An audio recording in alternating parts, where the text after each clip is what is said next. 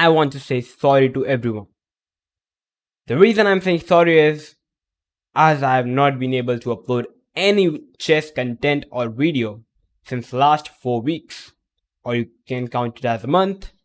The reason I wasn't able to upload any chess content or video was that I was out of my hometown. I was playing many chess tournaments in a row, like from the last 20 to 30 days.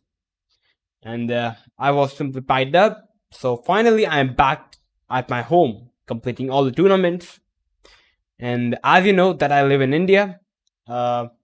So I played chess tournaments in Bangalore, which comes in the south part of the India. And we know that many strong chess players usually come from the south, like Gukesh, Vishyanand, Arjun Erigesi, Gukesh, Nihal Sarin, and many more top players. So definitely, south in India is actually a very powerful, you can say, area where we see many strong players, So definitely, I went there to increase my rating and to learn some new tricks in chess and win some cash prize. So, first of all, my rating is 1442, 1400, and pretty less, but actually, after completing the all tournaments, I actually gained around, you can say, 200 ELO, which is a very big deal. So I finally crossed 1650, and I'm going to go like this. So please just give me a support, and we are going to do this together. So now, finally in this video, I'm going to cover my best game of the tournament that I personally felt that I played this game as the best game. And I think this game consists of the opening, which is highly played in the lower level because many players don't know how to react to it. So let's check it out. So I am playing with the white pieces. I named myself as ONESHOT GM because it's our channel. And I named my opponent as random 1800 because my opponent was having around 1800 ELO. So it's a very strong event, and it's the 8th round. Total 9 rounds is to be played, and I'm playing the 8th round of the tournament.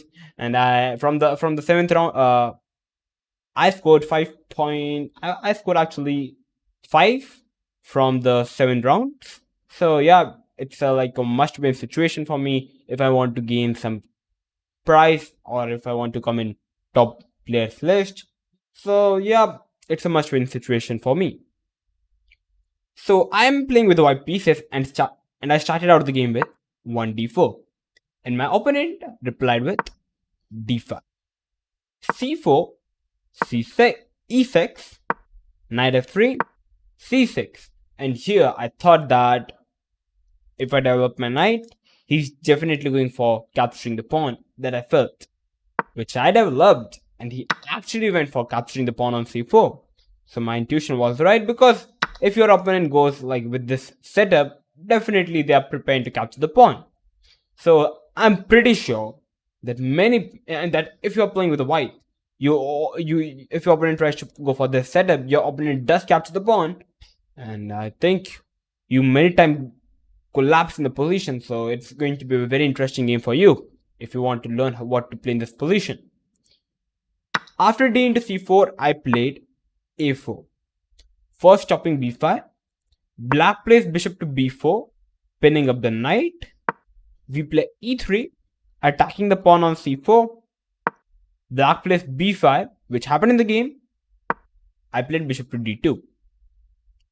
Your opponent cannot capture because you can simply capture the c4, and black position is already very bad.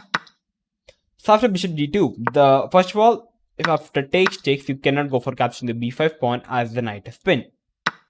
That is why after bishop d2, my opponent played a5, which is a very known theory.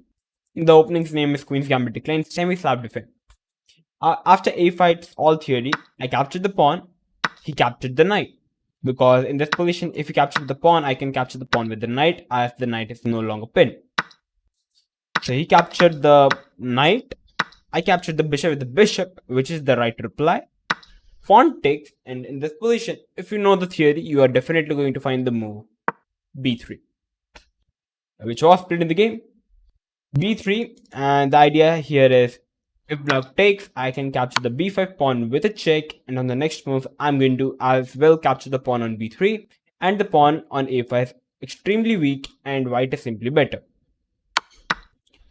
So black plays bishop b7 as he knows the theory. He gives it the pawn, and he plays b4. And after b4, black is having two passed pawns, connected passed pawn, whereas white is having a very nice center. So if you don't know the theory, you will be simply confused how to react to this opening. You perhaps go bishop d2, play bishop d3 castle, and you find no plan, and you are simply confused. Play bishop b2. This is what happened in the game.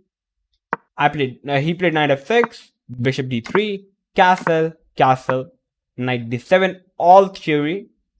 Knight to d2, it's all theory. Queen c7, bishop c2. I'm sure that many of you are wondering why play knight d2, bishop c2. What is the idea? First of all, there are many ideas in this position for white. White is simply stopping these advancement of the pawns. And the second approach is white is going to do some terrible attack on the king's side. Although it doesn't look like much for now, but you're going to soon realize what is coming up. So after bishop c2, he played rook c8, all theory, and here I was wondering how to continue the position.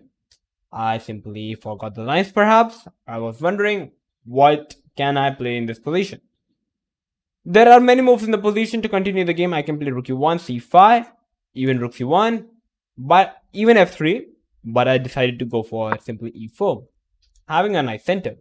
And I'm already preparing to play e5, hitting the knight, where I'm simply opening up the bishop, perhaps queen h5, and followed by f4, rook f3, rook h3, rook left, and I'm better. He played e5, the best move, stopping my e5, and here I played d5. I know this position a lot because I've watched some games in this variation. And after d5, black played knight to c5. Black can even go for playing bishop a6, hitting the pawn. And in this position, you can simply go for playing rook to e1, bishop into, and you can play bishop to a4. In this position, your idea is to capture the bishop, and after queen takes, black do not loses the knight. But our idea is to play bishop to c6, hitting the rook, and on the next move, we are going to capture the bishop. So the best move is to play queen b6, bishop to c6, and bishop b5 takes, knight f3, and black is slightly better. Although black have given up an exchange, black is having two strong passed pawns, and this position is definitely playable from both the sides. And if your opponent tries to play bishop a6, trying to defend the rook as well, you can simply play knight f3 in this position, and you are simply better. Although you are pawn down, you got simply a large amount of compensation, and I think white is already pretty fine in the position. The pawn push is never going to come now because your bishop is already extremely strong on a4. So knight c5 was played by black, and I played f4, simply opening up the position as the center is locked. My all pieces are developed, so it's finally time to open up the position with f4. And definitely I knew that my opponent is never going to capture the pawn, because after bishop f6, gf6, your pawn structure is so horribly bad. It's already winning for white. So here, like, the time control of the tournament was around 90 plus 30. So my opponent take a quite a few of time, and he found the move knight f to d7, which is a good move. Actually the best. Many of the players think like bringing another pieces into the game, bringing more pieces to the king side to defend the king. But actually this is not the right move, because I can play queen f3, and I am actually better, because after ef4 I can play queen f4, and after queen f4, rook f4, I'm having actually a very good center. Perhaps push is coming, and the knight on f6 is terribly bad. That is why bringing another knight on d7 was the best which he played, but I here simply played queen to g4. He played a4, trying to put pressure on the queen side, saying that, hey man, if you're going to attack on the king, I'm simply rolling up my pawns on the queen side. He tried to tell me that he's going to attack on the queen side, but I didn't give a shit about that, and I simply went for capturing the pawn on e5. He captured the pawn with the pawn knight, which is kind of forced, and here I played simply a bad move, queen to f5, which looks a natural move. You're hitting the knight, and you're also putting pressure on the f5. But actually, the best move was to play simply queen g3, pinning up the knight. I'm simply double hitting the knight. If you try to move the knight like over to g6, I can simply play e5, and I'm simply better. So you can't move the knight as well. If you try to play f6, defend the knight, I can simply go for capturing the f6 pawn. As the g pawn cannot capture the rook, the pawn is pinned. If you try to bring another knight into this game, I can simply play bishop a4, and I am simply a pawn up. The best move was to play rook e8, and after rook f5, black is forced to play f6, rook f6, and white is better. This was the whole variation, but I didn't calculate it, and I simply played queen f5. I simply played with my intuition this whole game actually. I played queen f5, and he played rook to e8. Defending the knight, I played knight f3, and here, after knight f3, he took around 40 minutes of his clock, which is quite a large amount of time, and he played knight to g6. In this position, after doing knight f3, while he was thinking, simply thought that, first of all, this was the third round of the day, so every chess player was simply exhausted. I played knight f3, and while he was calculating lines, I simply thought, wait a second, is my c4 pawn is hanging? I took some thought about it, and then I realized that no, my pawn is not hanging actually, because I'm having this knight g5 idea. He can't capture the bishop because I can go for takes, king f8, and can you find the best move for white in the position? d6, simply phenomenal. I'm hitting the queen as well as I'm taking away the e7 square, and I'm threatening to mate with queen h8 checkmate. So you are forced to capture the pawn, and after rook f7, it's already over for black. This is the whole idea. So even if you try to play something like g6, I can play queen f6, threatening a mate, and after takes, knight f7, threatening a mate. You are forced to take, and after takes, king h8 check. It is winning for white. This is the whole scenario. You cannot capture the pawn on c4. He thought it, and he played knight g6. Actually, I played this knight f3 move like I took barely 1 minute, and I played it, and I think he must have shocked that this is all my preparation, but this is not. Knight g6, very common idea because I'm threatening this knight triple attack time. Knight g6, knight to g5.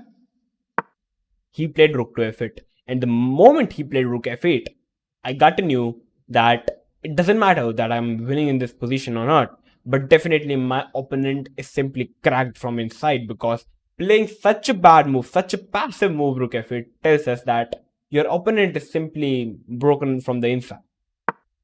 The best move was actually to play f6. I calculated it, but I simply thought that after knight into h7, king into h7, queen check, king moves, queen into takes, and it's simply winning for white. I can bring another rook into the game, and I'm simply pawn up. What else do I need more? But the idea after knight into h7 is black can go for playing knight to e5, and after knight f6, g6, queen f6, it's a fine position for black, although white is better in the position, like +2. You can see it's winning still. He played rook f8, and I played simply e5, trying to push in the center, yeah, grabbing more space and putting more pressure. Here he played a3, and he asked me a draw. I was wondering that if attack on the queen side is coming or not, but actually in this moment, many players were watching my game. So I thought that this position might be very interesting. That is the only reason many players are watching. I'm having simply phenomenal center. Black is completely passive on the king side. Black is trying to attack on the queen side. So I was on my instinct. I thought that this position must be winning for me. So it doesn't matter if I lose this game. I'm not going to take this game as a draw. I'm going to fight for a win. I played bishop e4, bishop d4, knight d7, e6.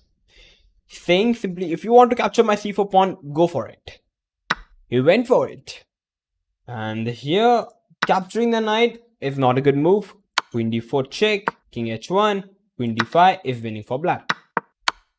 I knew it, I went for capturing the pawn, which is the best. You cannot capture the pawn with the rook, queen f7, move the king, and queen g7 is game over for black.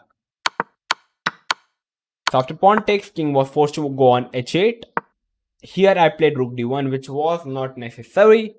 The best move was simply knight e6, defending the bishop, forcing a checkmate on g7, and black is forced to capture the bishop with the queen.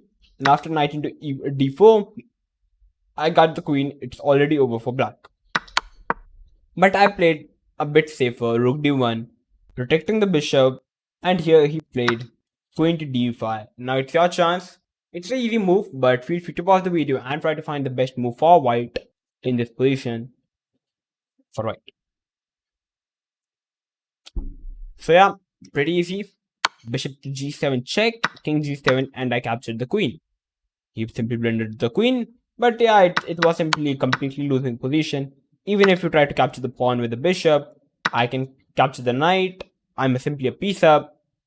On the next move, I can even go for playing bishop g7 takes, and I can go for capturing the bishop on d5. It's winning. If you try to capture the c2 bishop, I can play queen d5. It's completely losing for black.